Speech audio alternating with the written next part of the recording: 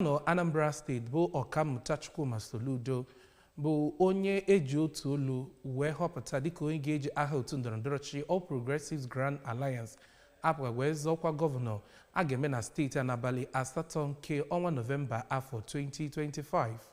Mmadụ 3,168 bụ ndị ahọpụtara dịka ndị delegate sitere kansụl ime obodo 21 enwere na steeti a bụ ndị gbakọbara n'ama Alex Ekweme wee were otu olu n'usoro Komba wee kwalite kwuo na ọ bụ gọvanọ Soludo ka eji aha otu APGA wee zọọ ọkwa gọvanọ a ga-eme n'ime afọ a. Onye nta akụkọ anyị Ejike Abana ga-akọtọpụ akụkọ a.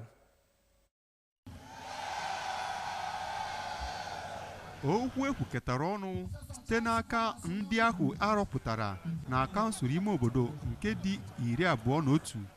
gosiri na ihe kwuru bụ ihe a na-eme.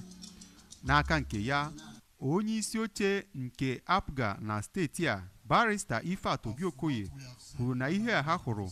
bụ ihe na-egosipụta ọrụ arụpụta na steeti a nke dịkwa mma site n'aka gọvanọ. Onye isi oche nhọpụta ahụ emere, Chief Uchenna Nwegbo, kwuru na nhọpụta nke gọvanọ Soludo dịka onye ga-anọchite anya APGA na nhọpụta na-abịa abịa gosiri nkwudo nke ya bụ Electoral Act nke afọ 2022. Na nnabata ya,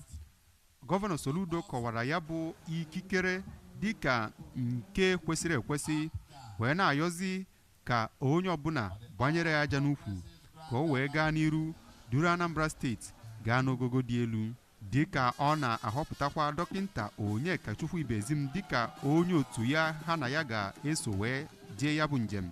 Gọvanọ Soludo kwuru na Anambra na-aga n'iru wee kwuo na mwugharị a na-ewugharị akụkụ niile dị na steeti a gakwa na-aga n'iru